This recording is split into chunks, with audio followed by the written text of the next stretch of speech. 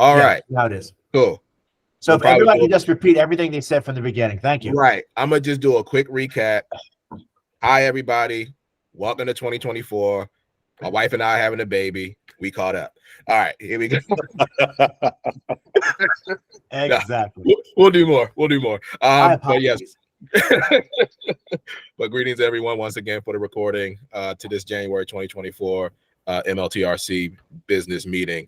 So thank you, Commissioner Coles, for that recap. I think it's a wonderful idea. I'm already seeing Dr. Dupree Wilson say absolutely. So I'm going to say this is a go. So two commissioners, anyone who hasn't seen the kind of RF, the kind of a draft that Commissioner Coles has put together, please put in the chat if you want to see it. We can circulate it. Matter of fact, we'll just circulate it to everybody. That'll make it easy. It will be circulated later today, and we can move forward. So, Commissioner Millen, I think that's a great question. Who do we think would provide oversight of the interns? I already kind of have an idea in mind, but I want to hear what people say. What was your idea, Chair? You with with I think you in combination, honestly, the lawyers. So I would say you in combination with the OAG office. I think that makes sense right there. Keep it simple. Yeah. That makes sense to me. And if they're doing work for, for other committees, then, we could have different point people, that they would be reporting to on, on different assignments. So I could kind of be in like an oversight role, but then, they would still have direct relationships with different commissioners on different committees as they're working on things. Yeah, no, absolutely. And Dr. Dupree Wilson, if you want to jump in with some advisory in this regard too, please let us know. Yes. Cool. There we go. See, problem solved. All right, there we go. All right. So thank you all for that. I'm glad that we're all in agreement that that's a great idea. So moving on with our new business, now we're going to talk about the hearing sessions and public engagement training. Trying to remember who brought that to Commissioner Davis. Can you speak to that? I can't. You can't. Okay, I'm trying to think what I know this came from somebody, so I'm trying to remember who. The trainings. Yeah. Let me look at my email. 1 second. Hold on. Okay. Well, hi. Certainly you spoke to the importance of going through the template that we have for hearing. So that's part of the training in itself, certainly for the hearing sessions. But I think there was also something else. I'm sorry, my apology. Say it again. I said I thought you meant something else. I didn't realize you were talking about the hearing template myself. Oh yeah. Just just kind of the ideas of what the training would entail. Certainly, like you said, going through the template that Stephanie helped craft is going to be critical. And I think our overall approach to public engagement, so not just coalitions, but any members of the public that do want to work with the commission, be it on hearing sessions or anything else. I think since we are at the start of the new year, it's a good opportunity for all, and we have a whole bunch of new commissioners too. So I think for all of our clarity, it's a good idea to just kind of see what our methodology has been and just see the opportunities for strengthening, again, different elements of what we do, especially engagement with the public.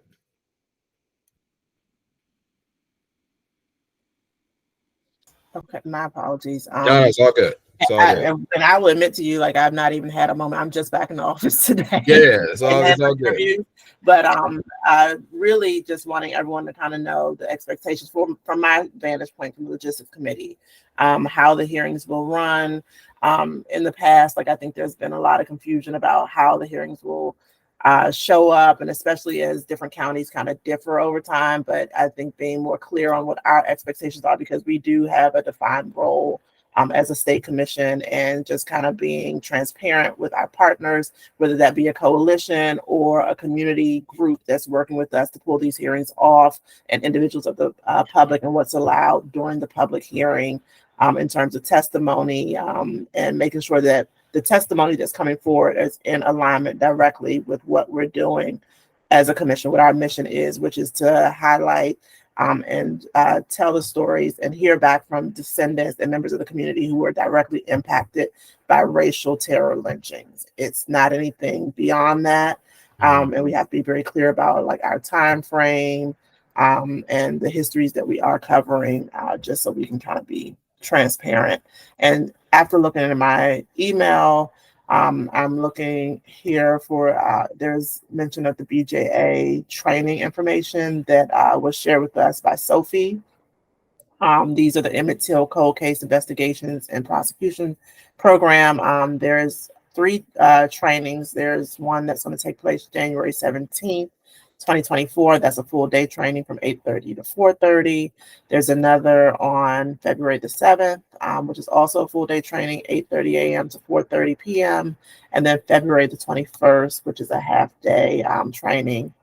Those are the proposed dates, and I don't know if Sophie's on or not, if she wants to weigh in at all on with those trainings. Yes. I see Sophie has her hand raised. Thank you, Yeah, Sophie.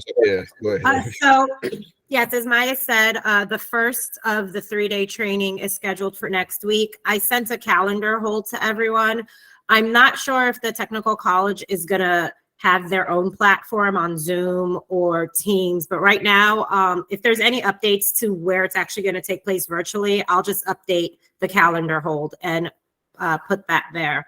But they sent a draft agenda, which I can also circulate to the commissioners after this meeting again.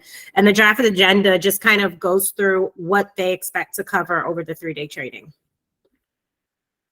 And if there's any specific questions, please feel free to send them to me and I will ask the trainers and then follow up with the commission. Great. Thank you, Sophie. Appreciate that. Any questions for Commissioner Davis or Sophie regarding the trainings? Not so much a question about the trainings, but since we're talking about, particularly going over the template and all of the fun stuff that has resulted from the fallout dealing with the Frederick County Coalition, just wanted to give you an update, talking with, tracking down folks that we would want to have involved in the Frederick County hearing.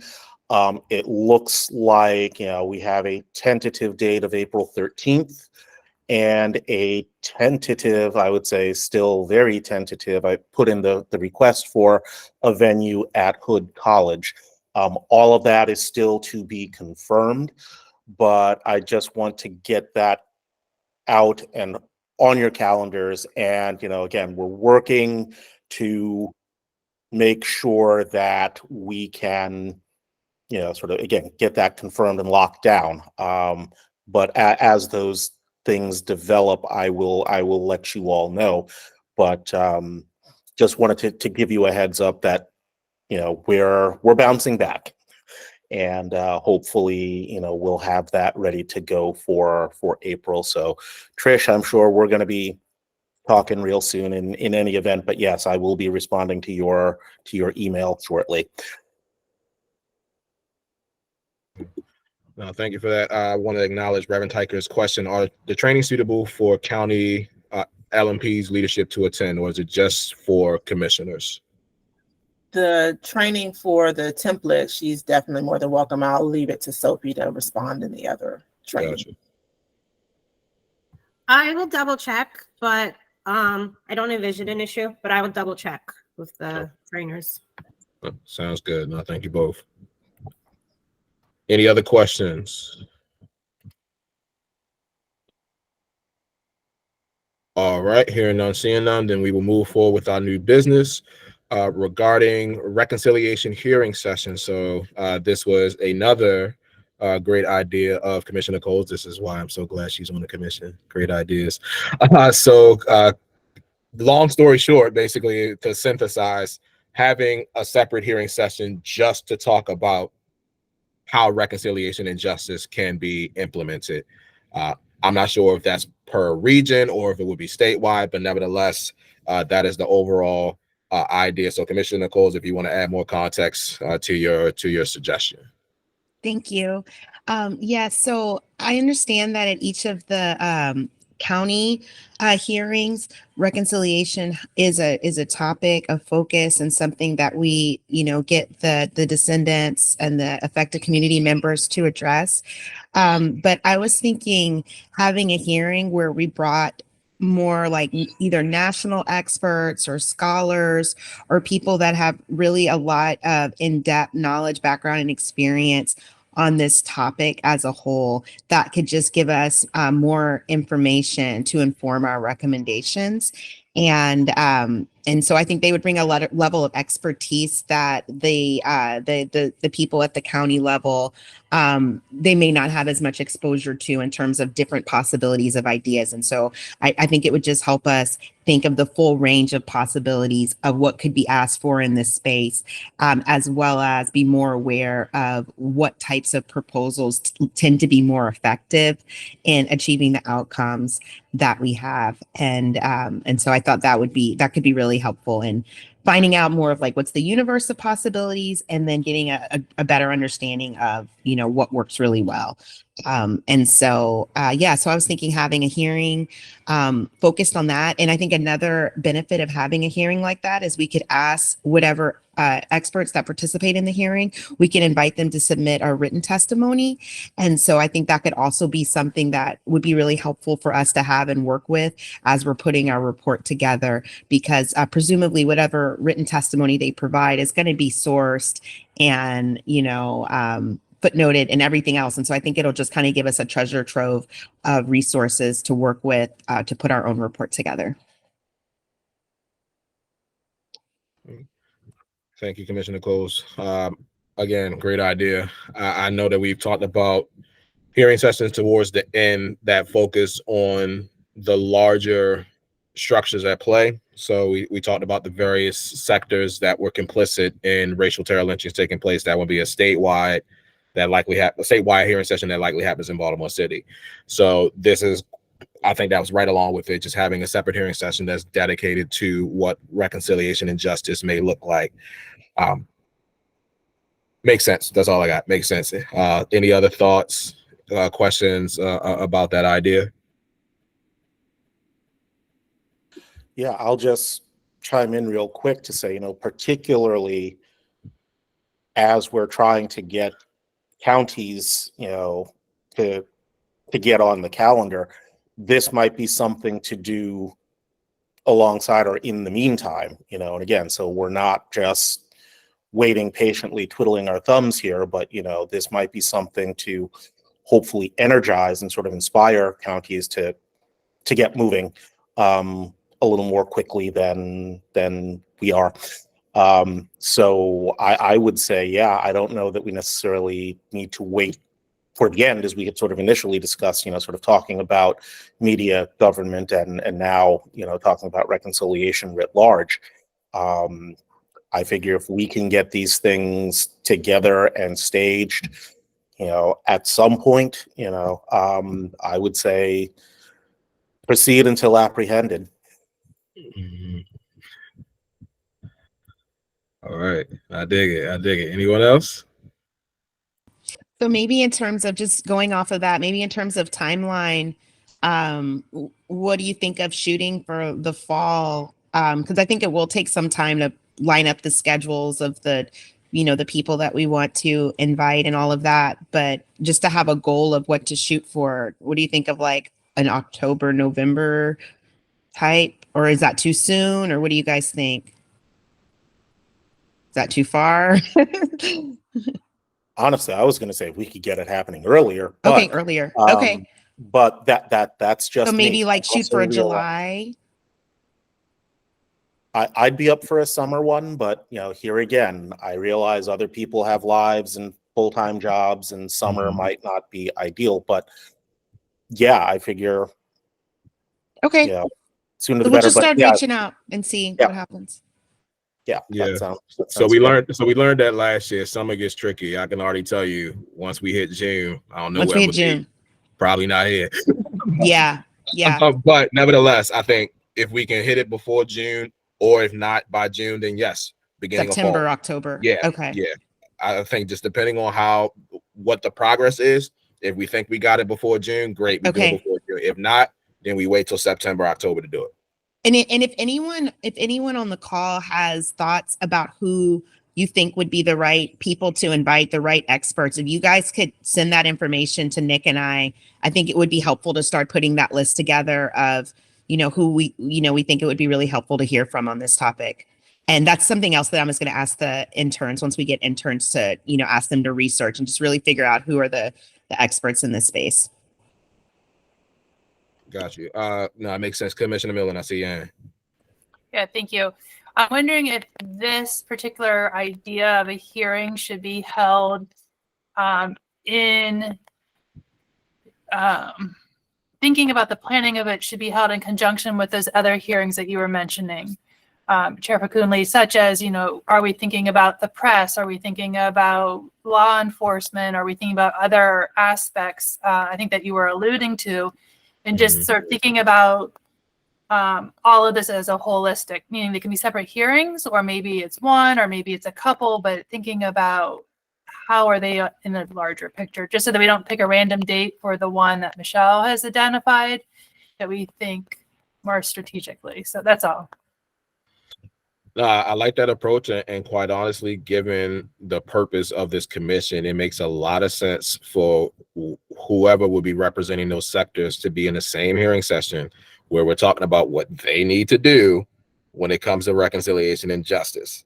So in my mind, that would be a very long hearing session, but it's a necessary one, right? Like, that's the big one that kind of coalesces all the work. So I do think now we are combined. We're just making the reconciliation and justice part even more explicit with that closing hearing session that would involve representatives of these various sectors. So yes, there you go.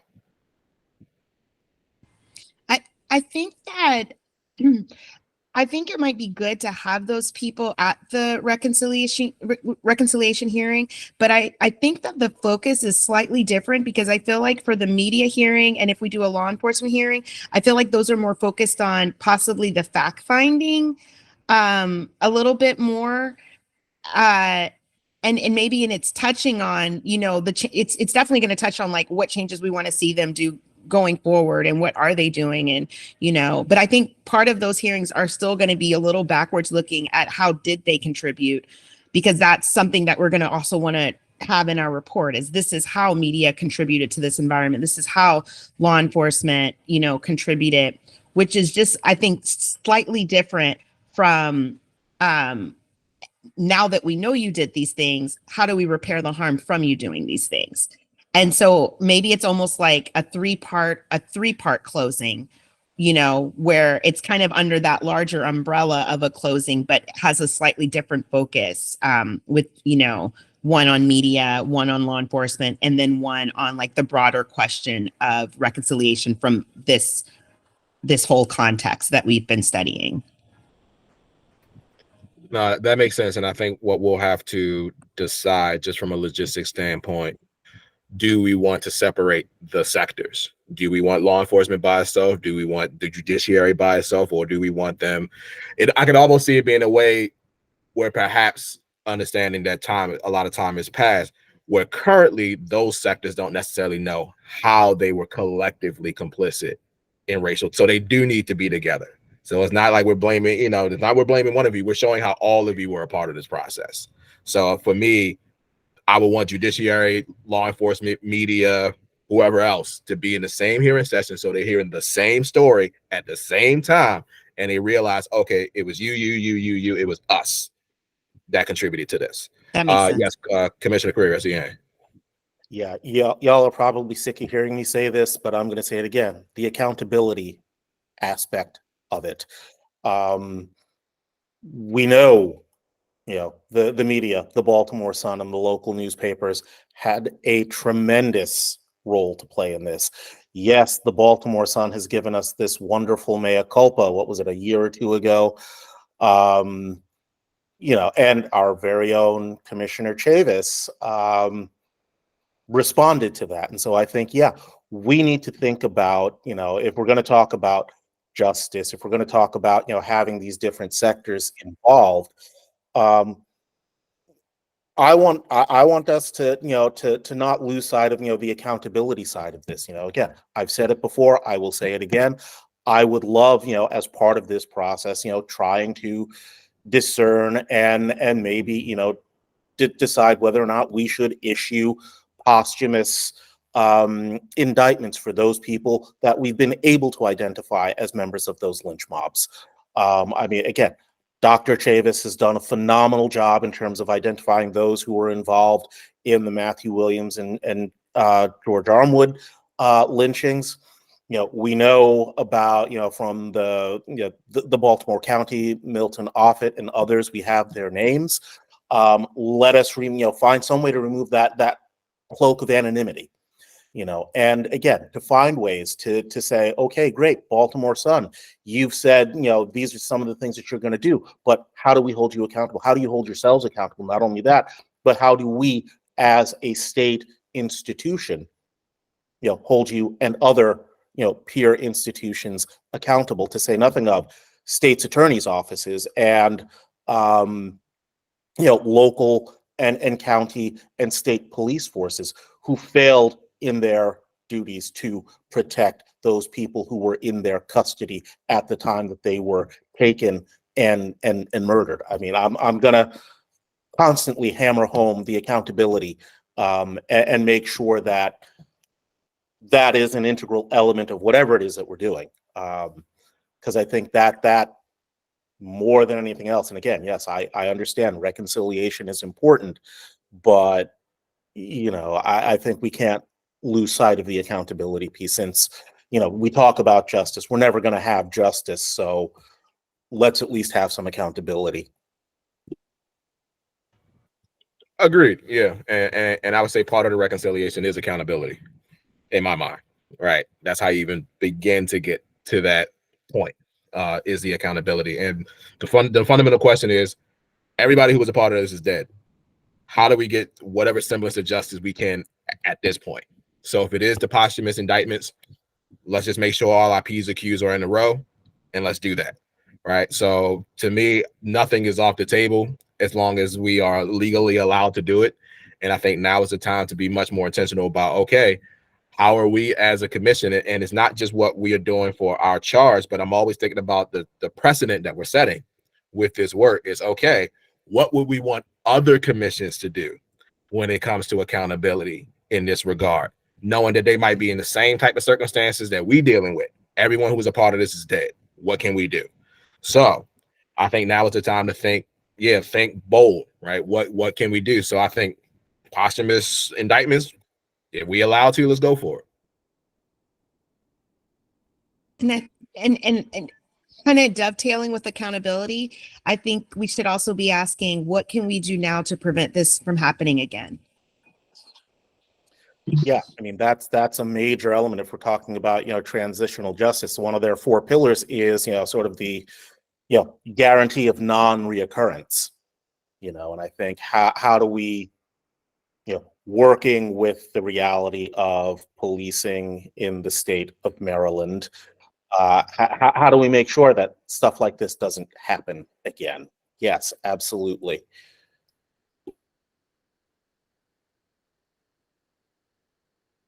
All right. Thank you. Thank you all for your insight. Obviously, we'll continue these conversations, but very much, again, this is why I'm encouraged about where we're going. We're taking another level with how we're thinking about this. And again, I feel very empowered that we'll do it. So thank you for that.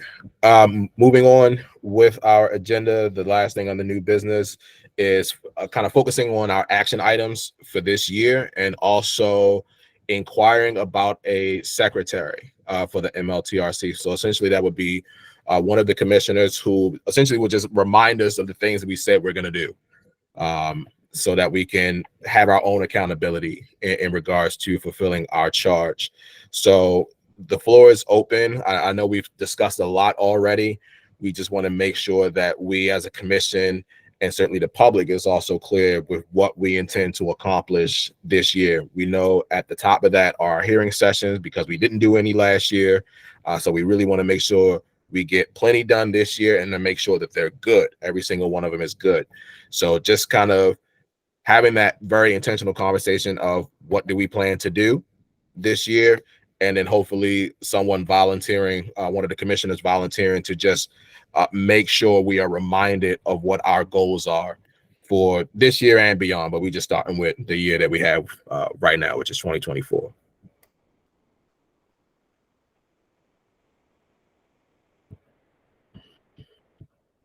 So any thoughts about our action items for the year?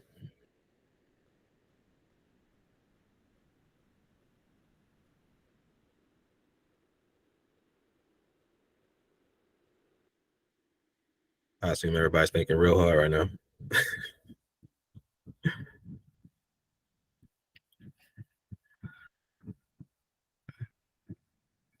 Yes, Commissioner Hughes. Insofar as some commissioners aren't maybe here today, perhaps you could share information about that need for a secretary and what you think sort of the responsibilities are. And then we could maybe at the next meeting, we'd have someone step forward. That makes sense. I'll do that. And again, it was an idea that was proposed. I think it makes sense. Again, just making sure that we have another level of accountability. So what I can do is I'll send a message to the commission just saying we are interested in having a secretary whose primary goal, again, would be just to keep track of the action items that we as a commission decide on for the year, and making sure we just have that constant reminder of what we set to accomplish so that we can be timely with achieving those goals. In terms of the action items, I know that's, again, a larger conversation. We know about the importance of the hearing sessions. We know that there are a lot of actions that go into the hearing session actually taking place. So we can certainly think about those steps as well as any larger goals. So one of the things that I'll mention is that it's kind of alluded to, but I'll be working with Loyola University, Maryland, with the goal of expanding college student engagement with the commission, both at Loyola, which they're very much interested in, but really all colleges and universities around the state of Maryland, especially HBCUs. So I am talking about Morgan, where I am, and many of us are. I'm talking about Coppin, I'm talking about Bowie State, and I'm talking about UMES. We really want HBCUs in this state to really sink their teeth into this work. So that's going to be the goal of my engagement with Loyola, to really work on what that looks like. They've had success with some of their work around the legacy of slavery connected to their university and getting their students engaged in that work. So we really want to learn from them and also learn from our collective efforts to really bolster that aspect of the commission. So that's one thing that I would put as an action item for 2024, is really to increase student engagement.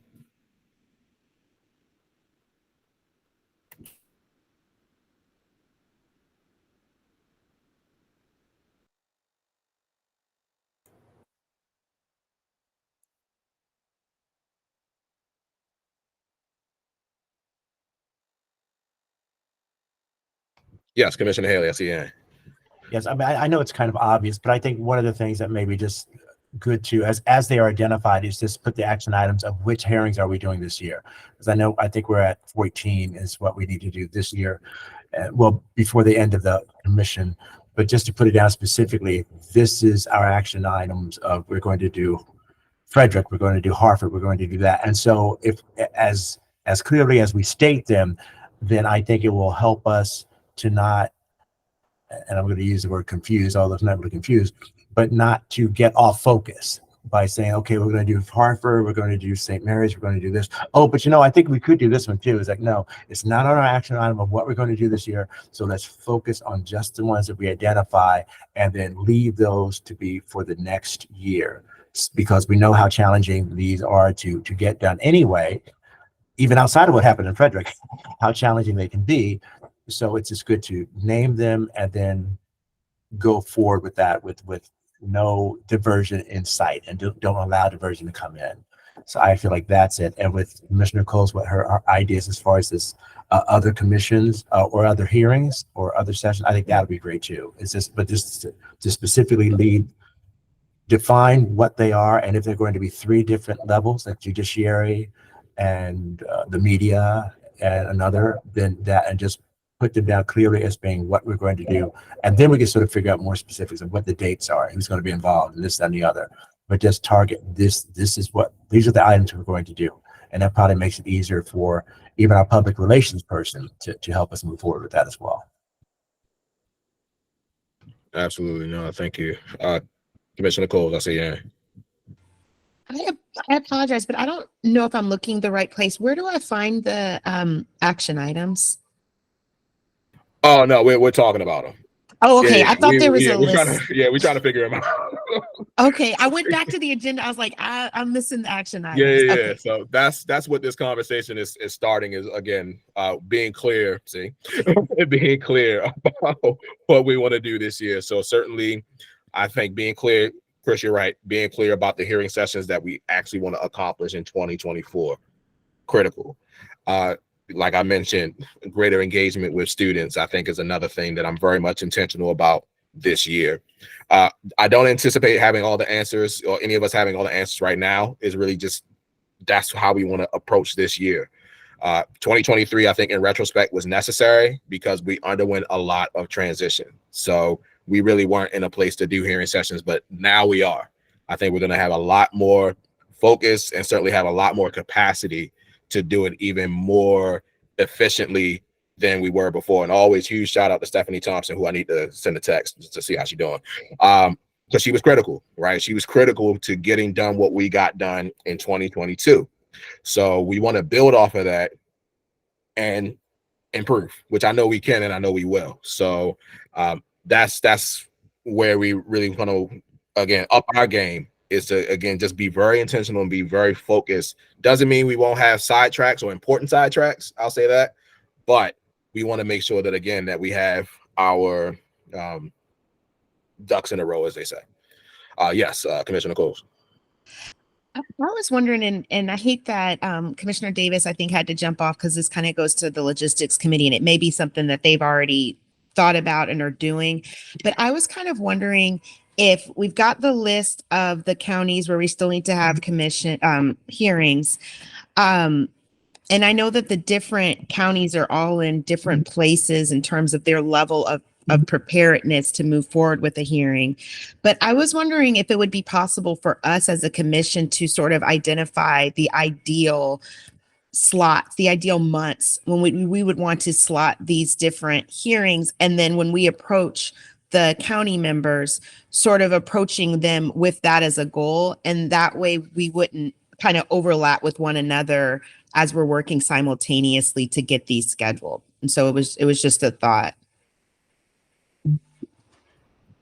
No, that makes a lot of sense. And I would say realistically,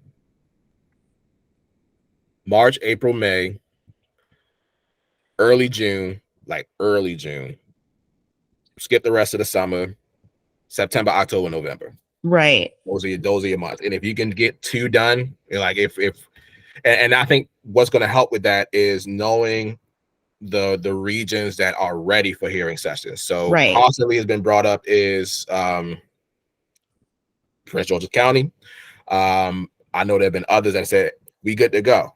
But part of it is also being as efficient as possible. So with the combination of counties, because we technically can't do county hearing sessions, they're regional.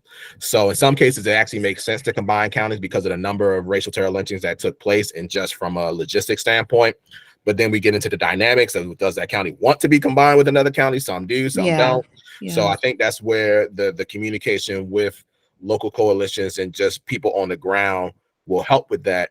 But now would be a good time to go to coalitions and ask them, could you get one done in 2024? Yes or no? Okay. And then from there, it's like, okay, how much time do you need in 2024 to get ready for it? Can you get one done by March, April, May, or do you need the fall? So basically either spring or fall.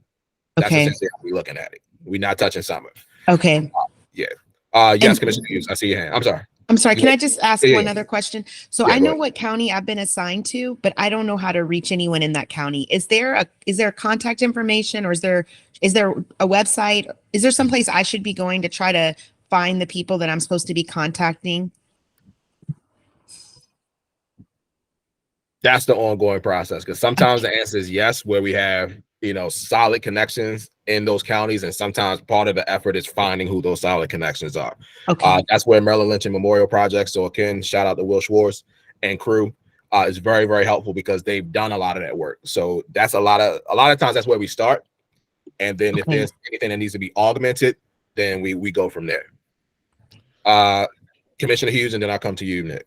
Sorry, real quick. There Okay, go ahead. is a spreadsheet that I can circulate that I believe Stephanie Thompson had helped to pull together. So it's at least a starting point, and so some of the names and contacts might have moved on, but I think at least to have that context. So I'm going to try to uncover that one and circulate to this group. Very helpful. Thank you, Commissioner Armenti. Appreciate that. Okay, Commissioner Hughes, go ahead. Well, just, something for us to consider once this PR firm is on board, which we hope to have all the paperwork done, say by, the start of February, early February, right? February 1st. Their task before them isn't only to drive the public to the work of the commission generally and to publicize our work, but specifically to increase participation with the hearings and to publicize the hearings. So their question right out the gate is going to be, okay, what's the schedule of hearings that you want us to start marketing and publicizing? So I think this question of what are we going to do this year is now, also critical, because we are going to have in our employ a firm of folks who are there to help us, but to use them well, we need to be able to direct their work and direct it towards these hearings. So that's another thing to consider. That's sort of a timing issue that we need to keep in mind. Absolutely. No, I appreciate that. And going back, and thank you as well, Commissioner Hughes, for your message. Yes, we do have a secretary. We're just going to add to what she has to do. So that'll help with that part. So thank you for reminding me of the bylaws. So yes, we can just make sure that it's clear that we want to just have a good track of what our yearly tasks are as we move forward. Yes, Commissioner Miller. Yeah, I think it's important to make sure that we have our ducks in order, including updated what an order of the hearings looks like, what the expectations are on both the commission side as well as the county side, et cetera, before we're really reaching out and engaging. We've had some stumbles recently, and it's really important that we are clear and speaking with a singular voice when we're reaching out to the public and to the county. So I do feel like this is being taken up by the logistics committee to make sure all the documents and forms that we want to share are updated. And I think it's just important that we are in alignment before we are reaching out, as much as it's important to reach out and get things locked in. No, absolutely. No, thank you. Thank you for that. Kristen, I see you. Thank you, Chair. I am speaking from the perspective of OAG, so I do not want to overstep into the commission's substantive area, but just following up on what Commissioner Millen said and what Commissioner Davis spoke about earlier with respect to the next logistics committee meeting, I think it's important that every commissioner who is available attend the next logistics meeting so that discussion can be had, so that information can be shared with everyone. And again, like Commissioner Millen said, I think it's important that the commissioners know how they're engaging with coalitions and the broader public and what expectations are for putting on a hearing before the outreach begins. And so I guess this is just my 2 cents, and stepping in and saying, make sure that all commissioners are aware of the next logistics committee meeting and that they make it a point to attend, because I think that is going to be kind of the jumping board to getting into holding these hearings for this year, making sure that everyone is on the same page about what the hearing should look like, what the expectations are, and how they should be working with the coalitions. And hopefully by that point, January 22nd, we'll have all of the information assembled about who the liaisons are at the coalitions, the updated meeting template, which I think Commissioner Davis and our project manager, Trish Boyle, will be working on to just make sure that it's any edits, revisions, refinement of what Stephanie has already done is updated for the purposes of moving forward. So that's me on my soapbox and just a little input from OAG. No, absolutely, and necessary. I appreciate that. So I will reiterate from my capacity, as many commissioners as can be at the next logistics committee meeting, which is on the 22nd from 3 to 4 p.m. Be there. It's critical. I'll put it on my own calendar, make sure I show up so I don't sound like a hypocrite. All right. So yes, that's going to be very helpful as we move forward, because we know a lot of things are tied into how we want these hearing sessions to go. So we need to know what the expectations are, what we want from ourselves, as well as those who are working with us. And that's just going to make everything after that much simpler and straightforward. And David, may I also add, if there's any meetings that committees are going to be having, if you all can also add me to those so that I'm able to add it to my calendar, I would love to attend those meetings as well, just to be looped in on what you all are working on. Got you. No, I appreciate that. Thank you. Mm-hmm. All right. Any other thoughts, questions regarding our action items? All right, hearing none, seeing none, then we'll move on to announcements, of which there are two so far. So one that was put on the agenda, this is actually happening in 16 minutes. If anybody wants to just jump into something else, but this is around reparative justice, challenges of listening when interviewing traumatized witnesses. If you have the time to participate, please feel free. The other thing that I want to mention, let me just pull it up real quick. See if I can find it real quick. There is, yes, so tonight at 10 p.m. on PBS is going to be the premiere of The Cost of Inheritance, an America Reframed special. So this was given to me by a colleague at the Association of American Medical Colleges and universities. This will be a discussion amongst the director, the producers, and the executive producer.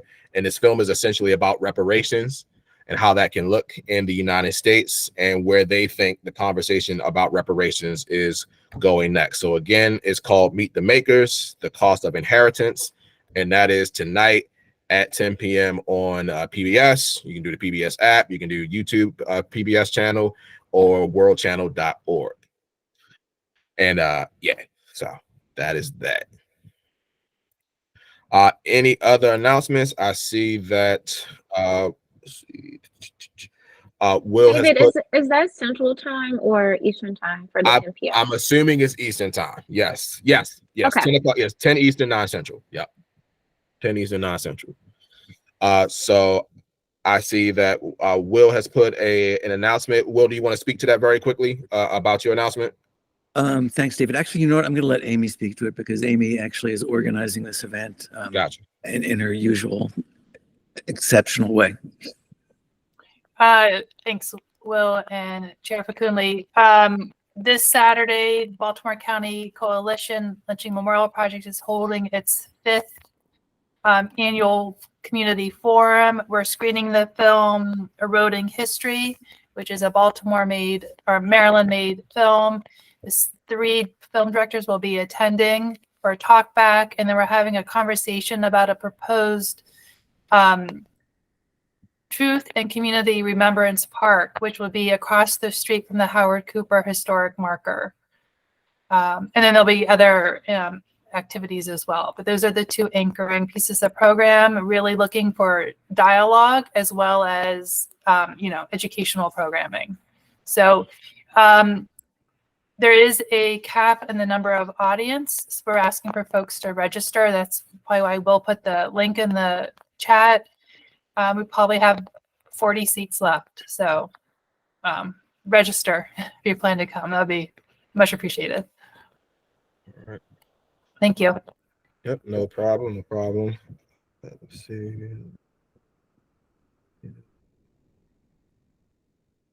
Okay, got you.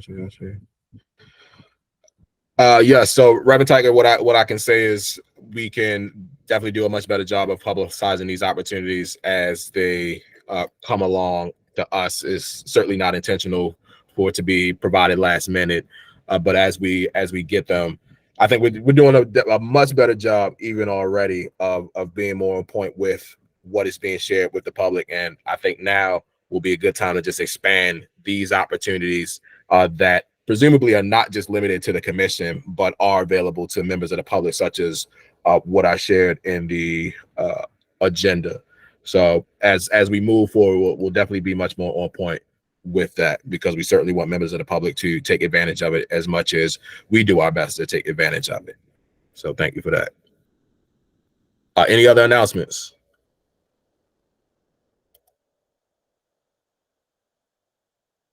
All right, hearing none, seeing none. Well, then we are at the end of our meeting. So thank you all, and I'll move to adjourn the meeting. Second. All right. All those in favor? Aye. Aye. Aye. Aye. Any opposed? Any abstain? Aye. All right, so move. So thank you all. Appreciate you. Be on the lookout for any communications. Again, the logistics meeting is on the 22nd at 3 p.m. All commissioners who can attend that meeting, please attend that meeting. I don't want to tell you you're required to attend that meeting, but kind of sort of you're required to attend that meeting if you can make it, because it is that important. As always, appreciate your time, your energy to commissioners, members of the public, staff, and I'll see you when I see you. Have a good day. Take care. Have a good day, everyone. Good day.